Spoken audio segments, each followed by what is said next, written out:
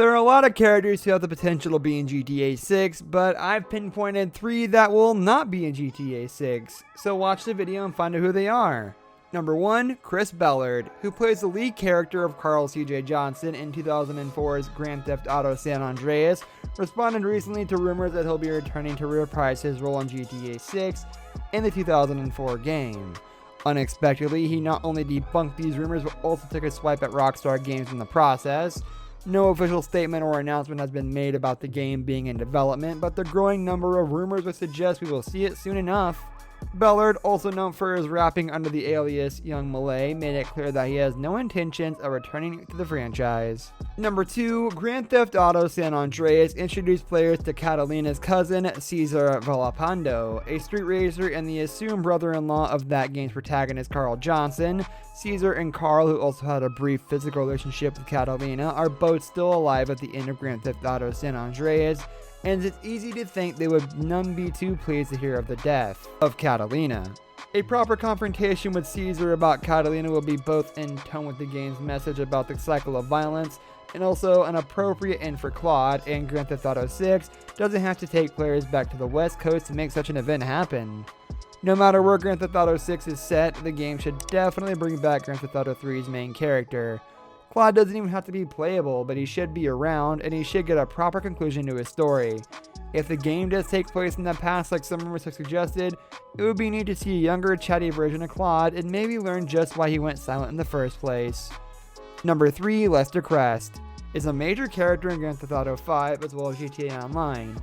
An old friend of Michael, he is the mastermind behind the heist that Michael, Franklin, and Trevor pull off. He also issues assassination missions to Franklin. Despite Lester's physical disabilities, he makes up for this with a genius-level intelligence, a masterful expertise in technology and computing, and a sharp eye for detail, which is what makes him an excellent planner for the various heists he has pulled off throughout his life.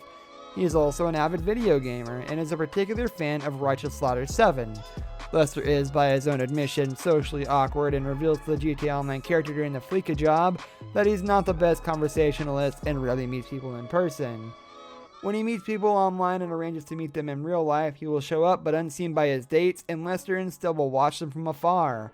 Sometimes he likes cracking bad jokes and end up in unanswered laughs, showing his inability to deal with people outside the business or the online life. Lester is very well informed on the world politics and the machinations and details of corporate activities. Using this knowledge, he has previously been involved in stock fraud and corporate assassination.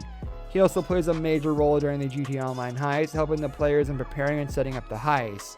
Lester suffers from a wasting disease which has gradually worn down his motor skills during his life and left him wheelchair bound. Though he is able to walk short distances with the use of a cane, due to his limited mobility, Lester has grown considerably overweight, and he also suffers from asthma.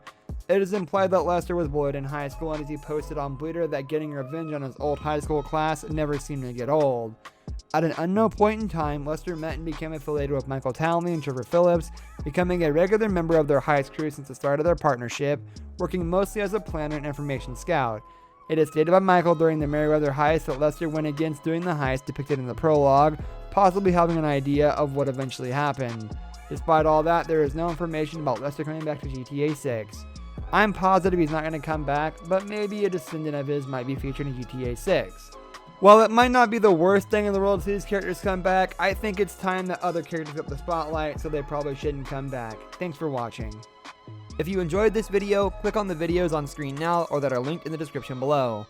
Please be sure to like and subscribe and click the bell to get notified of every video. Thank you so much for watching, and we'll see you next time. Later.